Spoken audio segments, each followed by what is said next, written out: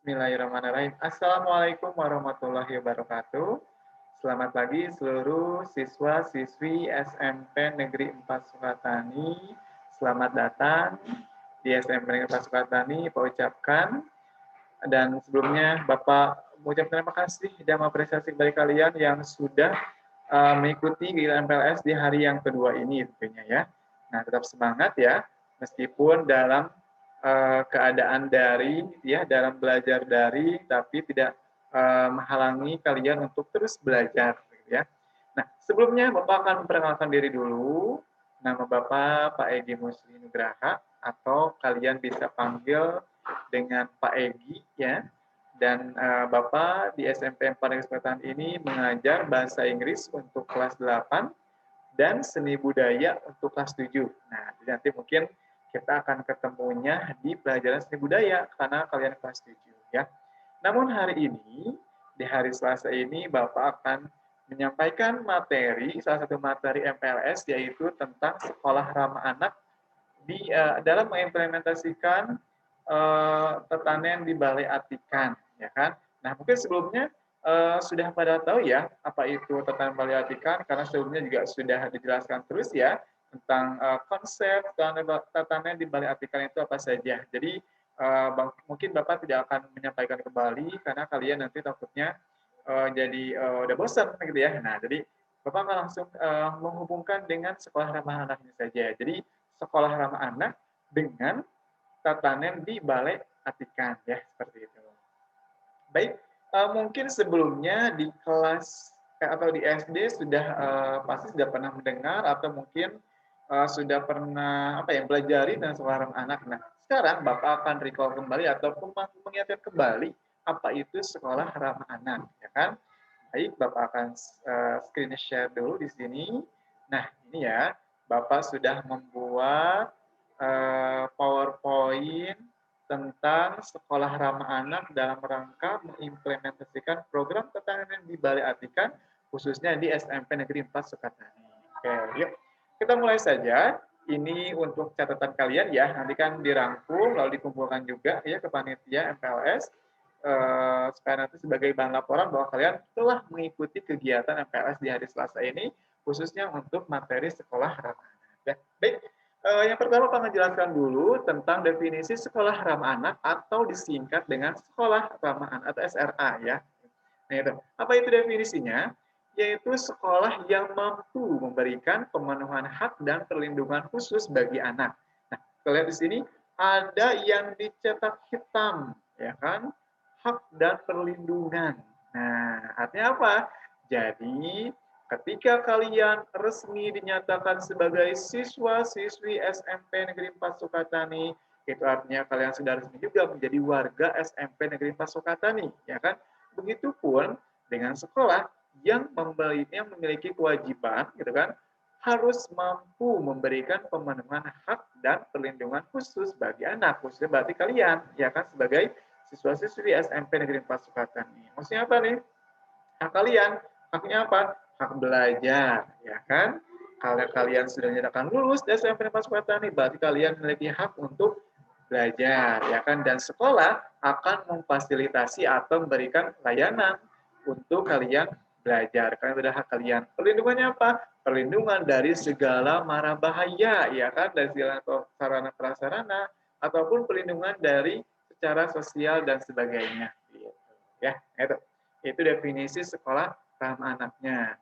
Berikutnya poin yang kedua ada konsep dasar sekolah ramah anak. Apa aja sih konsepnya? Mari kita lihat di sini ada 4 poin ya, ada 4 poin yang jadi konsep dasar ramah anak itu apa saja? Satu, pengajar menjadi pembimbing orang tua dan sahabat anak. Maksudnya gimana sih Pak? Boleh. Pengajar itu kan kita mengenal sebagai guru. Nah, jadi guru di sini itu tidak hanya menyampaikan pelajaran, berikan latihan, sudah beres, dah gitu. Tidak ya. Tapi menjadi pembimbing juga.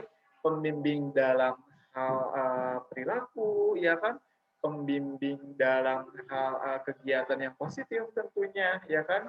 Dan sebagainya. Sebagai orang tua, nah, ketika kalian nanti masuk sekolah, ya kan? Berada di lingkungan sekolah, yang menjadi orang tua itu adalah guru. ya kan? Jadi kalian bisa menganggap kami itu gitu ya sebagai guru, tidak hanya guru tapi menjadi orang tua kalian di sekolah gitu kan. Walaupun hanya beberapa jam saja ya kan. Tapi tetap tugasnya itu sebagai orang tua. Dan sahabat anak. Nah, ini ya kan. Jadi guru itu tidak hanya menjadi pembimbing, orang tua sebagai orang yang memberikan ilmu, tidak, tapi bisa menjadi sahabat ya kan. Kalau sahabat kan biasanya bisa curhat ya kan, cerita. Nah, kali kan dia bisa seperti itu, ya kan? Jadi memberikan saran atau mungkin menyampaikan keluh kesahnya juga bisa, gitu ya.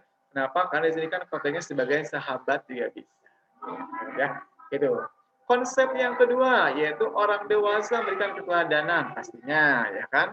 Kita tahu bahwa setiap orang dewasa harus memberikan keteladanan yang baik supaya kalian bisa contoh, ya kan? Mana yang bisa memberikan positif, mana yang negatifnya, terutama positifnya ya tentunya. Yang ketiga adalah 3 orang dewasa berat penuh dalam melindungi anak, pasti, ya kan? Jadi semua orang dewasa itu wajib dan harus melindungi anak-anaknya, termasuk di sini, ya kan? Sebagai guru wajib, gitu kan, melibatkan diri dalam melindungi kalian sebagai siswa-siswi SMP Negeri 4 Sukatani. Yang keempat adalah orang tua dan anak terlibat aktif memenuhi 6 komponen SRA. Jadi ternyata tidak hanya guru aja ya, orang tua juga di sini boleh dilibatkan gitu ya dalam komponen sekolah ramah anak ini ya. Gitu. Itulah untuk konsep dasar sekolah ramah anak. Berikutnya, prinsip-prinsip sekolah ramah anak. Nah, di sini ada 5 prinsip ya. Apa aja? 1, kepentingan terbaik bagi anak, yang pasti ya, sangat penting sekali. Yang kedua, non-diskriminasi. Nah, maksud non-diskriminasi itu apa? Jadi tidak ada pembedaan gitu ya antara satu dengan yang lainnya. Siswa A diperlakukan yang sama, siswa B juga sama seperti itu. Jadi tidak ada diskriminasi. Jadi mau dia itu dari kalangan ekonomi bawah gitu ya, menengah bahkan atas semuanya sama. Ataupun mungkin dia dari orang Ambon atau mungkin orang Jawa atau pun tidak ada diskriminasi, semuanya sama ya, diperlakukan secara adil dan merata, ya kan? Yang ketiga, partisipasi anak. Nah, ini berarti anak sebagai siswa ya kalian. Jadi kalian berpartisipasi untuk mengimplementasikan sekolah ramah anak seperti apa. Yang keempat, hidup kelangsungan, hidup dan perkembangan. Ini maksudnya perkembangan belajarnya ya. Dan belajar dari kalian awal di sini sampai nanti kelas 9 juga bisa, ya kan? Yang kelima, pengelolaan yang baik, ya kan?